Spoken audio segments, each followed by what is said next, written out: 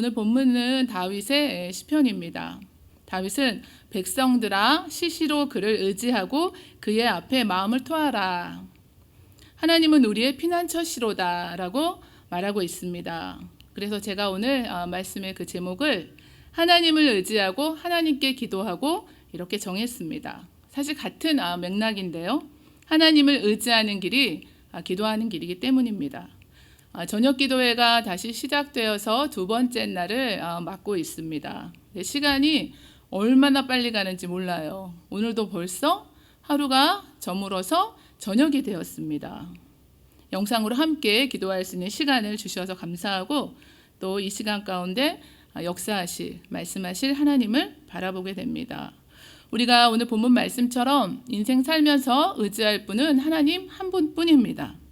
의지한다는 것은 믿고 맡긴다는 것을 의미합니다. 사람들이 믿고 맡길 대상이 없다는 것입니다. 이 세상 살아가면서 우리 어린 시절을 기억해 볼 때 어린 시절에는 부모님이 전부인 것 같습니다. 그래서 아이들이 부모님이 보이지 않을 때 울음을 터뜨리고 갑자기 세상이 다 끝난 것처럼 놀라게 됩니다. 그러다가 장성에서는 또 그런 용기가 어디서 생기는지 배우자를 만나서 용기 있게 자신의 인생을 맡기고 또 이 결혼이라는 또 새 출발을 하게 됩니다. 또 장년을 지나가면서 또 노년이 되면 자연스럽게 자녀들을 의지하게 됩니다. 그런데 우리가 의지하고 살기 쉬운 부모님이라든가 배우자라든가 또 우리가 믿고 의지하는 그 어떠한 사람도 또 그 어떠한 재물도 명예도 권력도 이 세상 그 모든 것은 오늘 성경 말씀에 마음에 둘 만한 것이 못 됩니다. 사람은 입김이며 인생도 속임수이니 저울에 달면 그들은 입김보다 가볍다고 하셨습니다. 재물이 늘어도 거기에 마음을 두지 말라고 하셨습니다. 오직 하나님 한 분에게 마음을 둘 것을 말씀합니다. 지금 우리의 하루하루 현실을 보면은 그것을 쉽게 알 수 있습니다. 서로 의지하고 위로하고 살아가지만 연약하고 한계가 있는 우리들입니다. 그래서 성경은 귀인들 의지하지 말고 또 올 힘이 없는 방백도 의지하지 말라고 하셨고 또 내 명철도 의지하지 말라고 하셨습니다. 그러니까 요즘에 내가 할 수 있는 일이 아무것도 없다 이렇게 느끼고 계십니까? 하나님을 의지하고 하나님께 기도할 수 있습니다. 모든 것을 믿고 맡길 수 있는 오직 한 분이신 하나님이 계십니다. 변함없으시고 신실하신 영원하신 하나님이 계십니다. 다윗은 그의 삶에서 이 고난과 영광을 함께 경험하며 살아왔습니다. 그 가운데서도 고난 가운데는 언제나 하나님을 의지하고 기도했습니다. 쫓기는 도망자 신세로 불안하고 초조한 그의 마음을 요나단에게 털어놓았을 때도 나와 사망은 한 걸음뿐이라고 말한 데서도 우리가 잘 알 수 있습니다. 그러니까 언제 무슨 일이 일어날지 내일에 또 어떤 사건이 일어날지 오늘 밤은 무사히 넘길 수 있을지 그의 마음이 얼마나 다급하고 불안했는가를 표현하고 있습니다. 그 모든 고난의 시간을 하나님을 의지함으로 기도하며 극복할 수 있었습니다. 나는 주께 의지하고 말하기를 주는 내 하나님이시라 하셨나이다. 나의 앞날이 주의 손에 있사오니 내 원수들과 나를 핍박하는 자들의 손에서 나를 건져 주소서라고 기도합니다. 우리가 이 저녁 시간에 하나님을 의지하고 기도할 때 어떤 일이 일어나는가 두 가지만 나누고 싶습니다. 그 첫 번째는 나에게 은혜를 주신다는 것입니다. 아무것도 아직 상황이 변한 것이 없고 상황은 여전히 어렵고 힘들지만 그러나 내가 변하게 된다는 것입니다. 아직 눈에 안 보이고 손에 안 잡히는데 기도하면 우리 마음에 있는 것들 불안하고 초조하고 두렵고 염려되고 걱정되고 이 모든 것들이 다 떠나가고 하나님이 주시는 위로 하나님이 주시는 평안을 받게 됩니다. 고난의 때에도 하나님의 뜻이 있을 거야. 하나님의 무슨 계획이 있겠지. 이 시간이 합력해서 선을 이룰 거야. 하나님을 더 가까이 하게 되는 귀한 시간으로 쓰임받게 됩니다. 그래서 세상이 커 보이는 것은 세상이 커서가 아니라 우리에게 하나님이 작아지셨기 때문입니다. 우리가 기도하고 나아갈 때 하나님이 커 보이실 때 세상은 작아지게 됩니다. 문제가 작아지게 됩니다. 우리에게 현실적인 어려움이 있는 것은 사실입니다. 그러나 하나님으로 인하여 우리 마음이 위로를 받게 됩니다.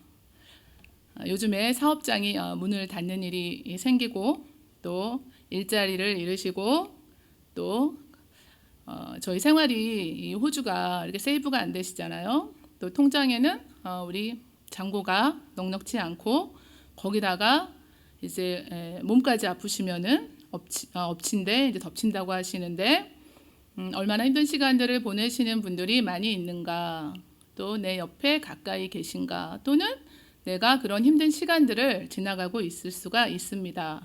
그럼에도 불구하고 공중의 새도 드레벨카파도 먹이고 입히시고 기르는 하나님이 나를 책임져 주실 텐데, 그래서 없으면 없는 대로, 아프면 아픈 대로 우리의 필요를 공급하시고 우리의 질병을 치료하실, 또 이미 치료하셨다고 하신 그 하나님으로 인하여 고난도, 힘든 일도, 어려움도 은혜지, 이런 마음으로 변화받게 됩니다. 그런데 이런 나의 모습이 어떻게 가능하겠습니까? 고난도 은혜지요. 이 고백이 어떻게 가능하겠습니까? 하나님을 의지하고 기도하는 우리에게 주시는 은혜입니다. 고난도 우리에게 유익이 될 수 있다고 말씀하셨기 때문입니다. 요셉이 자신의 형들의 손에 팔려서 애굽으로 가서 숱한 고난을 겪고 마침내 애굽의 총리가 됩니다. 형들을 대면하는 자리에 가서야 하나님의 뜻을 발견하게 되는 것입니다. 애굽에 왜 팔려왔는지, 그 가족과 이스라엘 민족을 구원하려 하시는 하나님의 뜻을 깨닫게 됩니다. 보디발의 아내의 모함을 받고 죄수를 가두는 감옥에 갇혔을 때도 왜 자신이 지금 이런 처지에 있는지, 왜 이런 어려움을 겪는지 제대로 알지 못했습니다. 감옥에서 만난 애굽 왕의 술 맡은 관원장에게 자신은 옥에 갇힐 일을 하지 않았으니 왕에게 고하여 자신의 형편을 바로에게 말하여 이 고난 가운데 건져달라고 말한 것을 보면 알 수 있습니다. 우리가 어떻게 하나님이 하시는 일들을 다 알 수 있을까요? 고난의 대명사인 이 욥은 늘 그 고난 가운데 하나님께 반문하고 그 자신도 자신이 처한 고난을 제대로 받아들일 수가 없었습니다. 그러나 하나님께서 말씀하시기를 내가 땅에 기초를 놓을 때에 내가 어디 있었느냐, 바다가 그 모태에서 터져 나올 때 문으로 그것을 가둔 자가 누구냐, 바다의 한계를 정하셔서 파도가 넘어가지 못하게 하시는 분이 누구시냐는 것입니다. 온 우주 만물을 창조하시고 다스리시는 하나님이 하고 계시는 일들을 우리가 다 알 수 없다는 것입니다. 우리 각 개인 한 사람 한 사람의 인생길도 다 알 수가 없습니다. 그런데 지나보면 알게 됩니다. 뒤돌아보면 하나님이 그때는 그런 뜻이 계셨구나 하는 것을 우리가 알게 됩니다. 하나님이 하시는 일들 다 헤아릴 수 없지만 그래서 잠잠히 하나님을 바라보게 됩니다. 세상이 요동치고 환난과 풍파가 다가와도 크게 흔들리지 않게 됩니다. 하나님으로 인하여 위로를 누리며 평안을 누리며 살아가기 때문입니다. 이 저녁 시간에 영상으로 함께 하시는 성도 여러분들, 지금 마음 가운데 하나님으로 인하여 위로가 되시고 하나님으로 인하여 큰 평안을 지금 누리고 계십니까? 그것이 만약에 이루어지지 않았다면 오늘 기도하실 때 회복되시기를 원합니다. 또 우리가 하나님을 믿고 의지하며 기도할 때 두 번째, 하나님께서는 들으시고 보시고 역사하신다는 것입니다. 귀를 지으신 이가 들으시고 눈을 만드신 이가 보신다고 하셨습니다. 요즘 영상으로 예배를 드리기 때문에 지금 기도에도 마찬가지지만 저는 이 시간 함께 하시는 분들 한 분 한 분을 볼 수가 없습니다. 그리고 무슨 말씀 하시는지 듣지를 못합니다. 그런데 우리 모두를 지금 보고 계시고 우리의 기도를 듣고 계시다는 분이 계시다는 사실을 잊지 마시기 바랍니다. 이스라엘 민족들이 애굽 땅에서 고난으로 말미암아 하나님께 부르짖었습니다. 그 부르짖는 소리가 하나님께 상달되었고 하나님이 그들의 고통 소리를 들으시고 하나님이 아브라함과 이삭과 야곱에게 세운 그의 언약을 기억하사 그들을 돌보셨다고 말씀하고 있습니다. 한나는 기도할 때 엘리 제사장은 한나가 속으로만 기도하기 때문에 한나가 취한 줄 알았습니다. 그러나 하나님은 속으로만 기도해도 입술만 움직여도 한나의 기도를 다 듣고 계셨고 사무엘을 주셨습니다. 전화통화 하시다가 가끔 전화가 끊어지게 됩니다. 안 들려서 또는 말소리가 선명하지 않아서 상대방의 말이 안 들릴 때가 있어서 도대체 무슨 얘기인지 대화가 이어지지 않게 됩니다. 그래서 결국은 다시 전화를 드려야 되는 이런 일들이 생기기도 합니다.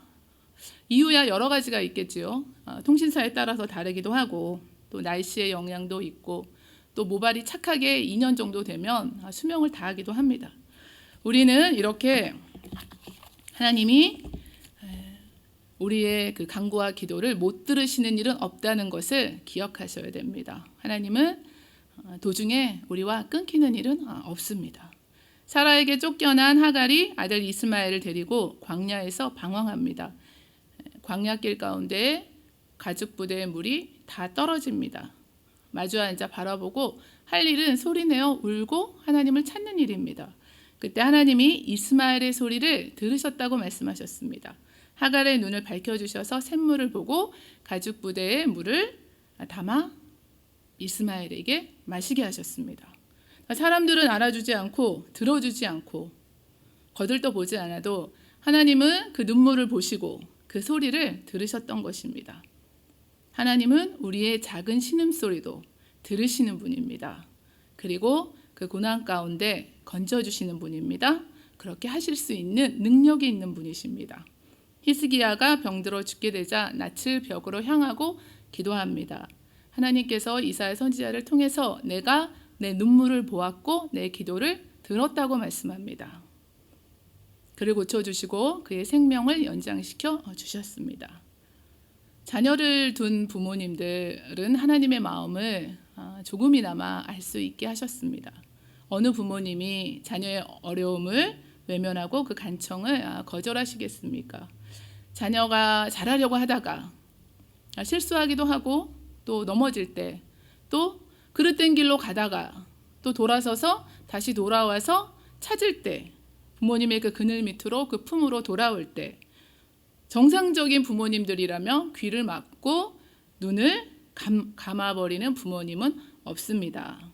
지금 이 시간에도 우리 하나님은 졸지도 않으시고 주무시지도 않으시고 불꽃 같은 눈동자로 우리를 보고 계시고 귀 기울여 듣고 계십니다. 그리고 역사해 주십니다.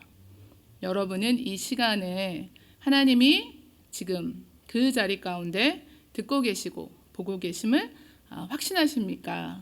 또 고난 가운데 구원하여 주심을 믿으십니까? 아니면 막연하게 그럴 것이라고 생각하십니까? 우리가 이 시간 오직 하나님 한 분만을 의지하고 기도드리며 나아갈 때 첫째는 지금 당장 우리에게 아무 변화가 없는 것 같아도 실상은 가장 큰 변화, 내가 변합니다. 하나님의 큰 위로와 평안 속으로 그 가운데 하시는 하나님의 일들을 바라보고 나아가게 된다는 것입니다. 두 번째는 우리의 기도를 들으시며 보시고 역사하시며 응답하신다는 사실입니다. 오늘 그 하나님의 말씀을 우리 기억하시면서 두려움과 불안과 초조는 다 떠나가게 하시고 하나님이 주시는 위로, 하나님이 주시는 평안으로 채워주시옵소서. 우리의 간구를 들으시고 우리를 보고 계시는 하나님 역사하여 주옵소서. 이 시간 말씀을 기억하시면서 우리 주여 삼창하고 기도하고 제가 기도하겠습니다.